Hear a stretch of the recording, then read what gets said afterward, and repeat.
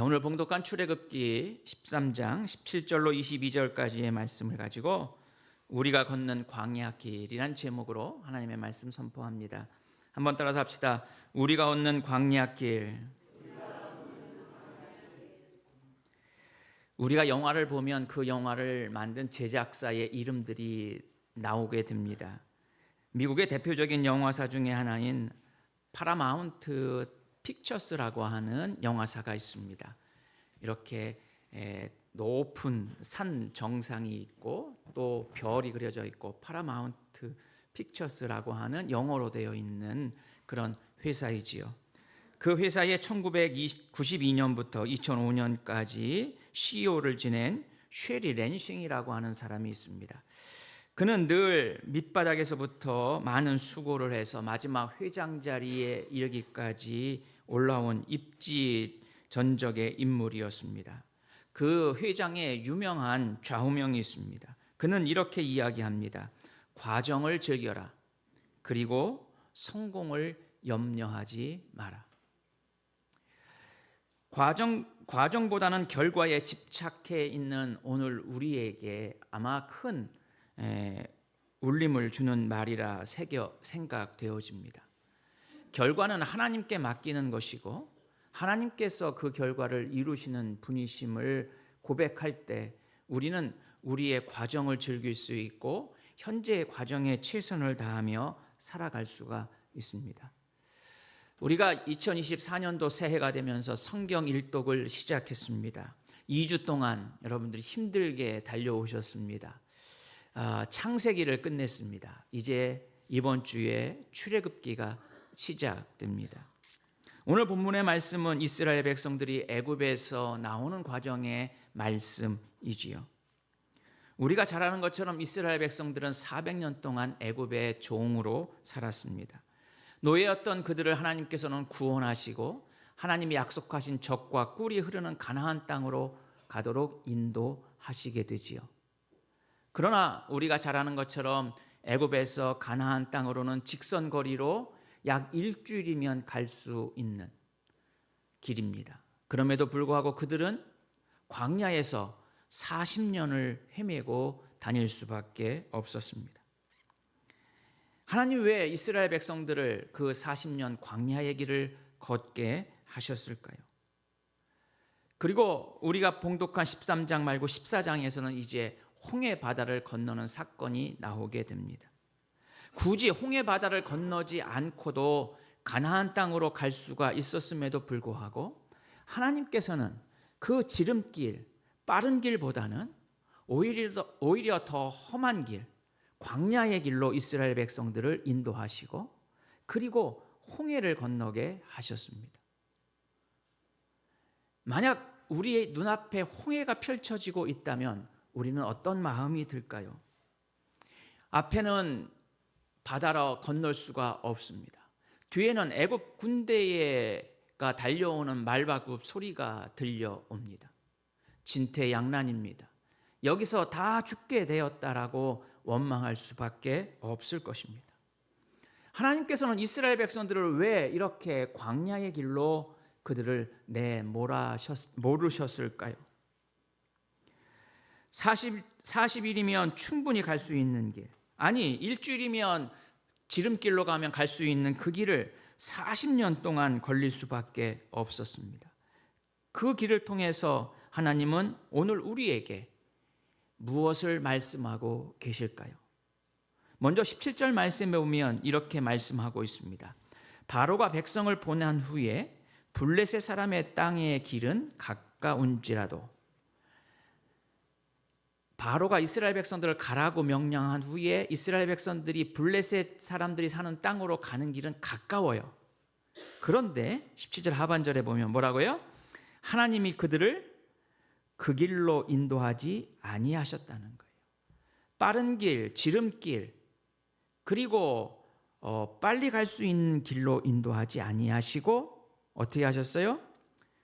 이는 하나님이 말씀하시길 이 백성이 전쟁을 하게 되면 마음을 돌이켜 애굽으로 돌아갈까 하셨습니다. 하나님께서 이스라엘 백성들을 광야로 인도하신 이유가 있습니다. 빨리 가는 길, 지름길은 블레셋 사람들이 있고 그들을 만나면 전쟁을 경험할 수밖에 없다는 것이지요. 그래서 하나님께서는 전쟁을 만나면 이스라엘 백성들이 애굽으로 돌아가고자 했기 때문에 그들을 애굽으로 돌아가지 않게 하기 위해서 하나님께서는 그들을 블레셋이 거하는 길을 지나면 빠른 길이 있음에도 불구하고 하나님께서 그들을 홍해로 방향을 틀으셨고 광야의 길로 그들을 인도하셨다라고 하는 것이죠. 비록 광야의 길이 고난의 길이지만 그 길은 하나님께서 예비하신 길임을 우리는 분명히 알아야 한다라고 하는 사실입니다. 때로는 내가 깨닫지 못하는, 내가 알지 못하는 하나님의 뜻이 숨겨져 있음에도 불구하고 우리는 결과에 집착해서 하나님께서 왜 나를 이렇게 광야의 길로, 고난의 길로 인도하셨을까 하며 끊임없이 하나님을 원망하는 경우가 있습니다. 사람들의 상식적으로는 가까운 길이 분명히 있습니다. 그럼에도 불구하고 하나님은 광야의 길로, 고생의 길로 빠르게 갈 수 있는 길을 선택하지 아니하시고 하나님은 40년의 시간을 광야의 길을 허락해 놓으셨다라고 하는 것이죠.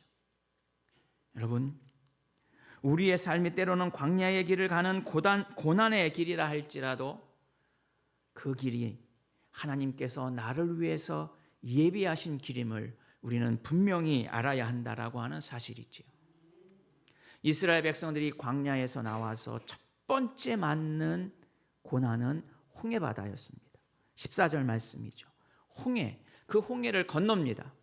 홍해를 건너자 물을 3일 동안 마시지 못했어요. 3일 동안 물을 마시지 못했는데 우물을 하나 발견합니다. 그런데 그 우물은 물이 써서 마실 수가 없지요. 하나님께서 그 쓴 물을 단물로 바꾸셨습니다. 그것이 마라의 샘 사건이지요. 하나님께서는 그리고 출애굽기 17장에서 최초의 전쟁을 경험하게 하십니다. 그 전쟁이 아말렉과의 전쟁입니다. 우리가 잘 아는 것처럼 모세가 산꼭대기에서 하나님 손을 펴서 하나님 앞에 기도할 때 이 손이 내려오면 아말렉이 이기고 손이 내려오지 않으면 이스라엘이 이기는 전쟁을 하게 되지요. 여호수아가 명령에 따라서 최일선에서 전쟁을 하게 되고 아론과 훌은 모세의 두 손을 받치고 손이 내려오지 않도록 하여서 그 전쟁에서 승리하게 됩니다. 이 아말렉과의 전쟁을 하나님께서는 홍해를 건너게 하시고 마라의 사건도 경험하게 하시고 광야에서 첫 번째 전쟁을 허락하셨다라고 하는 거예요. 아마도 애굽에서 나와서 첫 번째 블레셋과의 전쟁을 경험했다면 이 이스라엘 사람들은 그 전쟁이 두려워서 애굽으로 모두 돌아가고자 했었을 것이라는 것이죠. 전쟁의 준비가 전혀 되어 있지 않고 전쟁의 경험이 없는 이스라엘, 애굽에서 나온 것만으로도 감사한데 전쟁을 겪는다면 그들은 아마 오합지졸이 되었을 것입니다. 하나님께서는 그들을 애굽에서 나와서 첫 번째로 전쟁을 경험하지 않게 하시기 위해서 그들을 홍해바다로 그리고 광야로 그들의 방향을 틀어서 인도하신다라고 하는 것이죠. 내가 알지 못하는 하나님의 놀라운 계획과 섭리가 숨겨져 있습니다. 그런데 우리는 그 숨겨져 있는 하나님의 뜻보다는 내 생각과 내 뜻을 앞세울 때가 훨씬 더 많음을 우리는 보게 됩니다.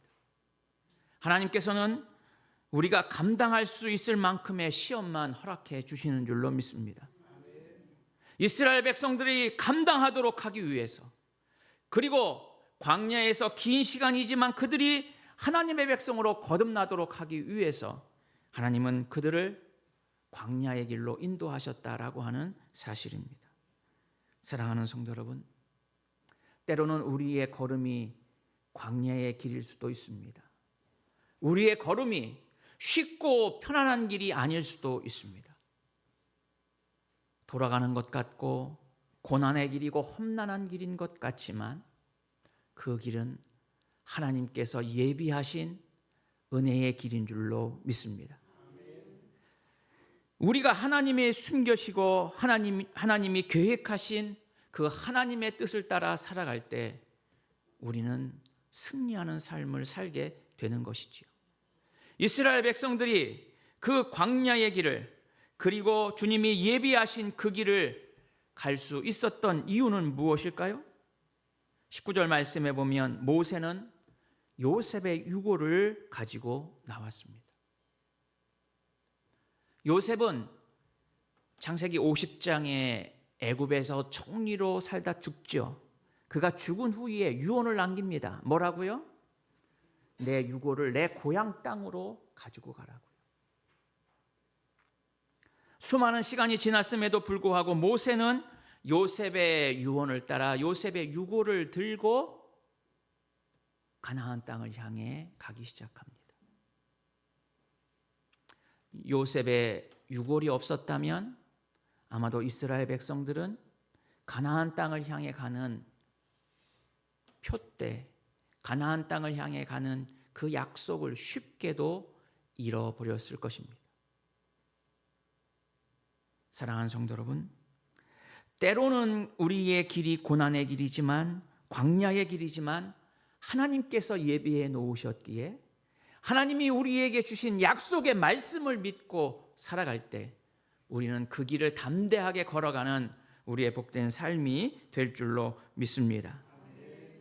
그 길은 예비된 길입니다. 그래서 고통스럽거든 우리 자신에게 이야기합시다. 내가 가는 이 길은 하나님이 예비하신 사랑의 길입니다. 내가 가는 길이 아프고 절망 가운데 있을 때 우리는 이렇게 이야기합시다. 이 길은 하나님이 예비하신 사랑의 길입니다. 하나님은 우리를 광야의 길로 내모른다 하실지라도 하나님께서 예비해 놓으신 길이기에 우리는 오히려 그 고통이 특권이 되는 줄로 믿습니다. 그리고 그 고난이 우리에게는 감사가 될 줄로 믿습니다.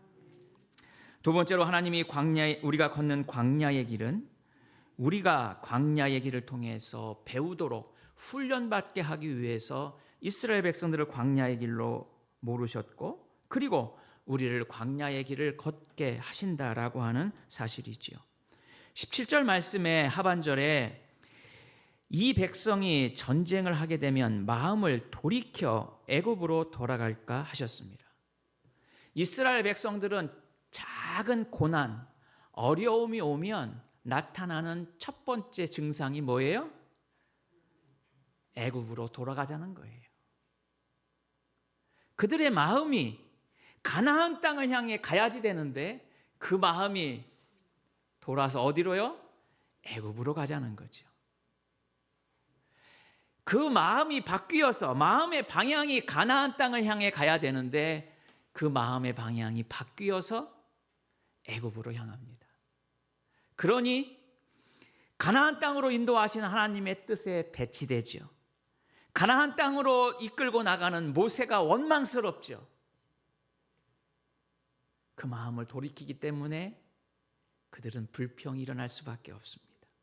원망할 수밖에 없습니다. 하나님께서는 때로는 우리를 광야의 길로 인도하십니다. 그런데 우리의 마음이 돌이키면, 우리의 마음이 바뀌면 우리도 이스라엘 백성들처럼 원망과 불평할 수밖에 없는 존재라고 하는 것이지요. 그래서 하나님께서는 우리가 마음을 돌이키지 않도록 하시기 위해서 광야를 통해서 훈련받게 하시는 거예요. 그 훈련을 통해서 우리가 하나님의 백성으로 거듭나도록 우리를 끊임없이 광야의 길을 허락해 주신다라고 하는 것입니다. 어떤 성경학자는 이렇게 이야기합니다.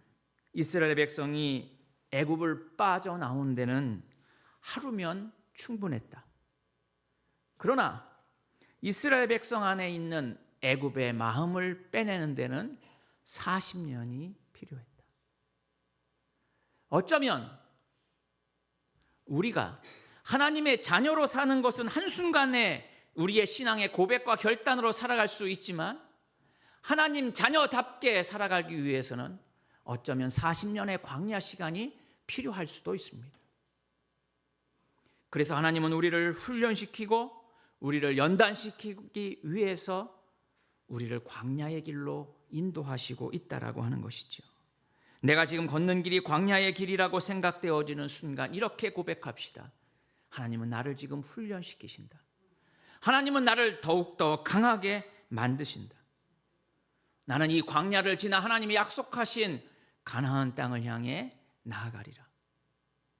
그래서 지금보다도 더 강한 모습으로, 지금보다도 더 훈련된 모습으로, 지금보다도 더 든든한 모습으로 하나님의 자녀답게 살아가겠노라. 이렇게 고백할 수 있는 우리의 믿음의 삶이 되어야 할 것입니다. 특별히 성경에서 40이라는 숫자는 참 많이 나옵니다. 하나님이 사람들이 죄를 짓고 홍수로 심판하실 때 40주야 비가 내렸지요. 모세가 동족을 괴롭히는 애굽 사람들을 쳐 죽이고 도망갈 때 나이가 40이었고 미디안 광야에서 40년을 생활했습니다. 그때 하나님께서 이 모세를 부르셨지요. 모세가 하나님을 만나기 위해 시내산에 올라간 시간도 그곳에서 40일이었습니다. 예수님께서 공생애를 시작하실 때 사탄에게 시험을 당하시기 전에 기도하신 시간이 40일이었습니다. 금식하신 시간이 40일이었습니다. 예수님이 부활 승천하신 후에 부활의 몸으로 제자들에게 나타나신 시간이 40일이었습니다. 바로 이 40이라고 하는 숫자 자체는 우리 신앙인에게는 준비의 시간이고 훈련의 시간입니다. 하나님께서는 이스라엘 백성들을 40년 동안 광야의 길로 인도하십니다. 그래서 그들을 훈련시키십니다. 오늘 우리도 광야의 길로 내보내시는 이유가 바로 여기 있습니다. 우리를 훈련시키기 위해서요. 어떤 훈련일까요? 여러분들이 이제 출애굽기를 읽으시면 아시겠지만 출애굽기 3장에 하나님께서 모세를 부르신 후에 모세에게 너 바로한테 가라는 거죠. 바로에게 가서 이스라엘 백성들을 이끌고 광야로 가게 허락해달라는 말을 하도록 하나님께서 모세를 부르십니다. 하나님께서 이스라엘 백성들을 광야로 데리고 나가도록 하신 이유가 있어요. 그 이유는 뭐냐면 하나님을 예배하기 위해서예요. 이스라엘 백성들을 하나님께서 바로에게 허락받고 광야로 이끌도록 하신 이유가 있어요. 그것은 바로 하나님을 예배하기 위해서. 처음에는 하나님을 예배하기 위해서 일주일만 광야에 가서 예배하고 오도록 허락받도록 하십니다. 하나님이 우리를 광야의 길로 인도하시고 때로는 고난의 길, 외로운 길로 우리를 인도하실 때 하나님께서 원하시는 것은 바로 우리가 온전한 예배자로 살기를 원하신다라고 하는 사실이지요. 이스라엘 백성들을 광야로 인도하신 첫 번째 목적은 바로 온전한 예배자로, 하나님 앞에 온전한 자로 바로 서기를 하나님께서는 원하셨다라고 하는 것입니다. 사랑하는 성도 여러분, 내가 지금 가는 길이 광야의 길이라면 우리가 하나님 앞에 온전한 예배자로 바로 서기를 하나님께서 원하시고 계시다라고 하는 사실입니다. 또한 하나님이 광야의 길로 인도하시는 이유는 우리가 순종의 훈련을 하도록 하시기 위해서 우리를 광야의 길로 인도하십니다. 이스라엘 백성뿐만이 아니라 모세도 하나님의 말씀에 불순종함으로 결국 가나안 땅에 들어가지 못하게 되었습니다. 가나안 땅에 들어가지 못한 그들의 가장 큰 이유는 불순종이었습니다. 하나님의 말씀에 순종하지 않은 그 이유가 그들을 불순종으로 몰아넣었지요. 결국 가나안 땅에 들어가지 못하게 됩니다. 사랑하는 성도 여러분, 하나님께서 우리에게 원하시는 것은 하나님의 말씀을 따라 살아가는 철저한 믿음의 사람으로 우리가 거듭나기를 원하시고 계십니다. 그러기 위해 하나님의 말씀에 순종하기를 원하시고 계십니다. 때로는 내가 고난의 길, 광야의 길을 걷는다면 내가 불순종하고 있지 아니한가 우리 자신을 돌아볼 수 있어야 합니다. 하나님께서는 우리를 순종의 훈련을 통해서 광야를 지나 하나님의 약속하신 젖과 꿀이 흐르는 가나안 땅으로 우리를 인도해 주실 줄로 믿습니다. 마지막으로 하나님은 광야의 길을 걷고 있는 우리를 늘 함께 하시고 인도하심을 우리는 분명히 믿고 살아가야 한다라고 하는 것이지요.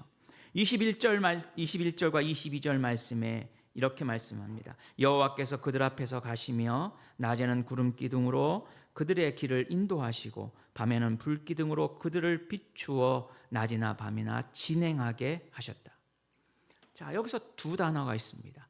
인도하시고 진행하게 하셨다. 하나님은 이스라엘 백성들에게 낮에는 구름 기둥으로 밤에는 불 기둥으로 함께 하시고 앞서 가셔서 이스라엘 백성을 인도하시고 그 구름 기둥과 불 기둥을 따라서 이스라엘 백성들이 진행하도록 걸어가도록 앞으로 나아가도록 하나님이 약속하신 젖과 꿀이 흐르는 가나안 땅을 향해 전진하도록 도우시고 계시다라고 하는 사실이지요. 내가 지금 광야의 길을 걷고 있다 할지라도, 내가 지금 가는 길이 고난의 길이라 할지라도 하나님께서 우리의 걸음을 인도해 주심을 분명히 믿으시기 바랍니다. 하나님께서 우리와 동행하시고 우리를 떠나지 아니하시고 우리의 걸음걸음을 인도해 주십니다. 22절 말씀에 낮에는 구름 기둥 밤에는 불 기둥이 백성 앞에서 떠나지 아니하리라 말씀하고 있지요. 하나님은 구름 기둥과 불 기둥으로 이스라엘 백성을 떠나지 아니하시고 이스라엘 백성들과 언제나 함께 하셨고 그들의 걸음을 인도하셨습니다. 광야의 길에 걷는 이스라엘 백성들과 함께 하셨고 인도하셨던 하나님이 광야의 길을 걷는 오늘 우리와도 함께 하시고 인도하시고 그리고 동행해 주실 줄로 믿습니다. 우리가 한 걸음 한 걸음 순종의 길로 나아갈 때 우리는 하나님의 백성다운 성숙한 삶을 살게 될 줄로 믿습니다. 광야의 길은 결코 끝이 아닙니다. 이스라엘 백성들이 40년 걸은 그 광야의 길은 그들이 도착할 목적지가 아니었습니다. 그들의 목적지는 하나님이 약속하신 젖과 꿀이 흐르는 가나안 땅이었습니다. 비록 고난의 광야의 길이지만 실패의 길이지만 절망감에 쌓여있는 길이지만 그 길에서 하나님이 함께 하시고 하나님께서 동행하시고 인도해 주시기 때문에 그들은 광야의 길을 건너 하나님이 약속하신 가나안 땅에 들어가게 된 줄로 믿습니다. 사랑하는 성도 여러분, 지금 내가 가는 길이 광야의 길이지만 그 광야의 길은 끝이 있고 하나님이 약속하신 가나안 땅이 우리 눈앞에 펼쳐지는 줄로 믿습니다. 아프리카의 의인이라고 하는 리빙스톤 선교사 이야기를 우리는 잘 알고 있습니다. 영국의 선교사였습니다. 그러나 그는 아프리카에서 16년 동안 선교사로 일을 했습니다. 그가 영국에 일시 귀국할 때 대학에서 그에게 명예 박사 학위를 수여할 때 그는 회고하며 이런 말을 했습니다. 그가 말하기 위해 등단했을 때 많은 학생들은 깜짝 놀랐습니다. 그의 얼굴을 보고 놀란 것이지요. 그는 너무나도 병약한 모습이었습니다. 열병과 풍토병에 의해서 건강이 많이 해했습니다. 그의 목소리는 그의 입을 통해서 나오는 말은 이랬습니다. 마태복음 28장 20절 말씀을 인용하며 말합니다. 내가 너에게 분부한 모든 것을 가르쳐 지키게 하라. 볼지어다 내가 세상 끝날까지 너희와 항상 함께 있으리라. 리빙스톤은 이 말씀을 붙잡고 어느 곳에 가든지 하나님이 끝까지 함께 하심을 믿고 살았던 것입니다. 사랑하는 성도 여러분, 내가 지금 가는 길이 광야의 길이고 고난의 길이라 할지라도 하나님이 예비하신 길이기에 그 길을 완주함으로 성숙하고 훈련된 사람이 되어서 하나님이 주시는 복을 누리는 여러분들의 복된 삶이 될 수 있기를 주의 이름으로 축원해 드립니다. 기도합시다.